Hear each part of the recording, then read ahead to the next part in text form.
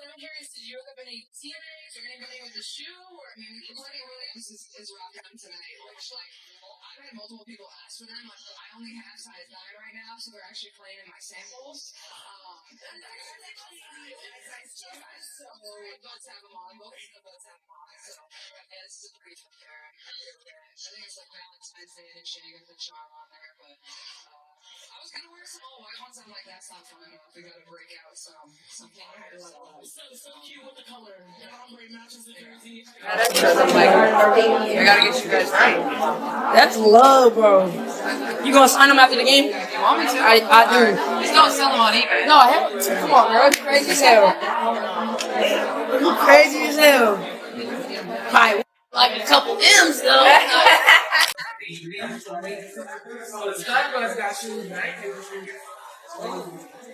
That's crazy. They were the same size.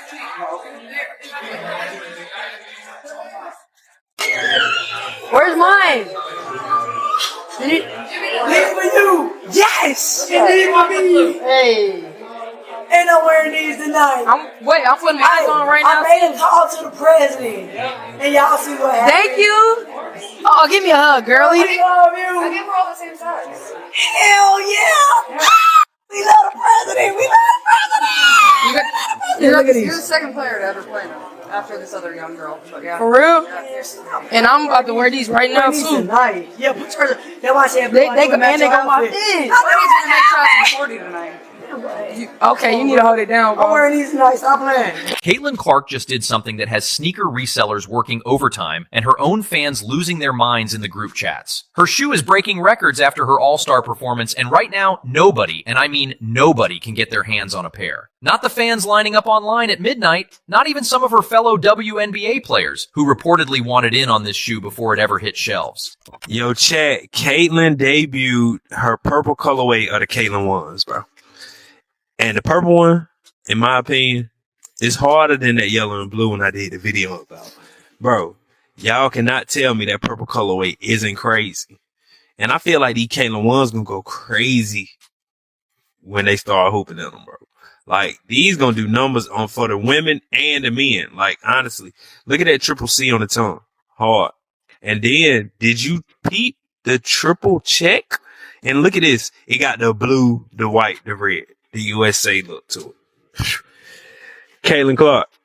And you just came out today. You are on the cover of the 2K27 Deluxe Edition. Now, the ones who did manage to snag a pair before the frenzy hit, people are reselling them for thousands of dollars. This is not a small story, and it is not just internet noise either. This is Caitlin Clark, once again, breaking the internet with something that has nothing to do with a box score and everything to do with how much people want a piece of her right now. What makes this whole thing wild is the timing. This did not happen quietly over a slow news week. It happened right after one of the biggest weekends on the WNBA calendar, with cameras on her the entire time, which meant the demand did not build up slowly. It exploded almost overnight. That girl, Caitlin Clark, is on to something. Now, when I say this woman is on to something, I mean she's really close to it. Really close to it. She could sniff it. She could smell it. She could even push that button. But instead, she's like right next to it. And I'm talking about with her hoop shoes. These bad boys right here are just kind of mid. They really are. But one thing is saving them. One thing in particular. And it's the goddamn gradients. The gradient colorways are going to save this bad boy every single time. And the WNBA All-Star Weekend pair is nothing less than doing so. It's nothing less than great. It's nothing less than phenomenal. A gradient on this silhouette with these materials is a 97 out of 10. Here is the thing about Clark's sneaker history. This is not the first time this has happened. And honestly, at this point, it would be more surprising if a Clark shoe drop did not sell out. Back in mid-2025, Nike dropped her Kobe 5 Protro colorway, and it sold out in minutes. Not hours, minutes. Fans described refreshing the app, blinking, and finding the size run already gone. Resale prices on eBay shot up to between $350 and $400 a pair, with at least one buyer reportedly paying $600 for shoes that retailed for $190. Think about that gap for a second. That is more than triple the sticker price for a shoe that most people never even got the chance to click buy on. Anyways, I woke up at 7. to get into the draw for your shoes with the collab with Kobe 5s. And unfortunately, I was not chosen. So I need some for my daughters so they can start using those shoes too once they can start playing basketball. So, Caitlin Clark, if you're seeing this, can you ship me some shoes, please? I would really appreciate it. Thank you. And that was not a one-off either. When Nike brought back the Kobe 5 Pro Rookie of the Year colorway in April 2026, the exact same thing happened again. A 10-minute lottery window on the sneakers app, and the shoes were gone before most fans even got their phone unlocked. 10 minutes. That is barely enough time to microwave a cup of coffee, let alone secure a pair of shoes that thousands of people wanted at the exact same second. StockX listings for that drop started at $233 and climbed as high as $600 within a single afternoon. Same shoe, same story, just a different month on the calendar. Myself, like, I came out and I was just trying to have fun and enjoy tonight and like play hard and, you know, try to set the tone for my team. And I think the second group came in and like, we're like, okay, like we're gonna play like that too then. So I think it was really fun. And, you know, obviously it's a tough turnaround, and the Fever probably have one of the quickest turnarounds. Obviously we played on Wednesday and I'm going home tonight and I'm flying to Seattle tomorrow. So, you know, everybody can complain about their schedule, but at the same time, it's always an honor to put this jersey on and play and compete and be around the best players in the world. And I don't take that lightly. So when people say nobody can get these shoes, that is not an exaggeration for views. That is the actual pattern every single time Clark's name goes on a box. And what makes this wave of demand even bigger right now is what just happened at the 2026 WNBA All-Star Game. Clark did not coast through that game the way plenty of stars do during exhibition weekends. She scored the first bucket off a steal, she hustled around the backcourt like she had something to prove, and midway through the night, she actually stopped and told ESPN's Holly Rowe on live television that fans paid real money to be in that building, and the players owed them more effort than just walking around.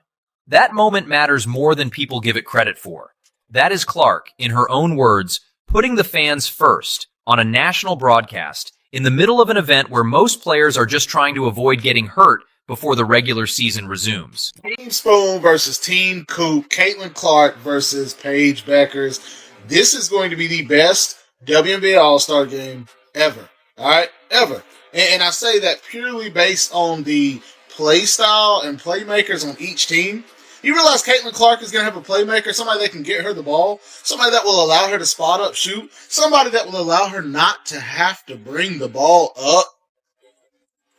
Olivia Mouse, all right? Now, they may still make Caitlin Clark bring it up to begin with. But when they dump it off to Olivia and let her go, and Caitlin can just sit and do this and catch and shoot, Caitlin will go 47 for 47 in this game, all right? Anyways, I'm really excited to see Paige Beckers along with Kelsey Mitchell. I think that is a great. Clark ended the night with 17 points, 5 assists, 4 rebounds, and a steal, playing on Team Spoon in a game that finished 129-122 over Team Coop in front of a WNBA All-Star record crowd of 19,783 people. That crowd number matters here, and it deserves a second look. Nearly 20,000 people packed the United Center, and a good chunk of them were there because Clark was on the floor, whether they admit it out loud or not. When a player pulls numbers like that and still finds time to call out her fellow All-Stars for not giving the fans a real show, that says something about where her priorities sit. She was not just playing for stats that night. She was not chasing an MVP trophy or trying to pad a highlight reel for her own brand. She was playing because people paid to watch a real game, and she wanted to deliver one, even if that meant being the one player willing to say the quiet part out loud on live television. Well, like, obviously, it's really, really cool. Like, I probably was never a kid that grew up thinking that this was going to be in the cards for me. Like, I loved, you know, wearing whatever Nike shoe it was growing up. I remember my first pair of Jordans, like pink Jordans that I had. And I remember my very first pink pair of Nike basketball shoes that I also had, just like the very basic model. It wasn't anybody's signature shoe or anything, but for myself to be able to have a signature shoe and, you know, for young boys and young girls to be able to, you know, hopefully want to wear it and be able to put it on and, you know, dream. You don't have to be a basketball player, but dream to achieve whatever you want. And I think that's what I hope people feel when they put the shoe on. And also that's really comfortable and it looks pretty cool too. And that same mentality, the one where she thinks about the person in the stands before she thinks about herself, is exactly why this shoe situation has spiraled the way it has. Word started spreading that other WNBA players wanted in on Clark's sneaker before it even released. Not because of the design alone, but because everyone in that league has watched what a Clark drop does to demand, over and over, drop after drop, for 2 years straight now. When your name attached to a shoe can push resale prices past $500 within 24 hours, of course teammates and opponents alike start asking if there is any way they can get a pair pulled aside before the general public even gets a shot. Picture being in that locker room, seeing a teammate's shoe sell for triple the price online within a day, and not at least asking the question. It would be strange if players were not curious, honestly. That kind of resale number does not happen by accident, and everyone in that league knows exactly what is driving it. It's just a what if. I haven't went to go see if it's a legit thing, but 10 out of 10, it might be, because Caitlin Clark is a major fan of Kobe Bryant, so she might do her own iteration of the Grinches. And if they do come out, I am going to be the first person in line. And hopefully next year, after these sell out, we get the reverse Grinches. I need that red and green pair, because I already have both of the red and green pair of the Kobe Bryant Grinches. So I need these. Here is the frustrating part for actual fans. The people who are not trying to flip a shoe for profit, just trying to wear something they genuinely want. If players inside the league are struggling to get their hands on a pair, imagine being a regular fan sitting at home refreshing the sneakers app on a work break, hoping the timing lines up. The restock strategy has been the same every single time, and it does not seem to be changing anytime soon. A tiny batch drops through a lottery system, it disappears in minutes, and then a slightly bigger restock trickles out weeks or months later through select Foot Locker locations. Still capped, still gone almost instantly. When Clark's Kobe 5 Protro Indiana Fever colorway got restocked in January 2026, the average resale price on StockX was still sitting around $434, more than double what fans would have paid at retail. That is months after the original release, and the price still had not come down. If anything, it barely moved. That is not a shoe drop anymore at that point. That is closer to a lottery ticket with a sneaker attached to it. That's pretty cool too. But that it kind of gives them a superpower, and they, feel like they can express themselves through the shoe. And I feel like that's kind of what it's been for me so far. Obviously, that's what I'm going to take into wearing my signature. But even when I've worn the Kobe's, like I've been able to express myself through the ones that I've worn, even when I was at Iowa, and then obviously the PEs since I've been here. And then we'll take it to another level with my signature shoe as well. Now, part of why this demand keeps climbing is because Clark is not just doing colorway drops anymore. Nike officially confirmed her first true signature shoe, the Caitlin one, along with an 18-piece apparel collection, and both are set to release October 1st, 2026.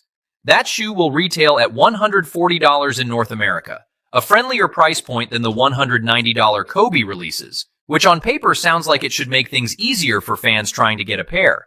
But here is the part everyone watching this space already understands. Every single person who has followed this story from the beginning already knows what is coming when that October date hits.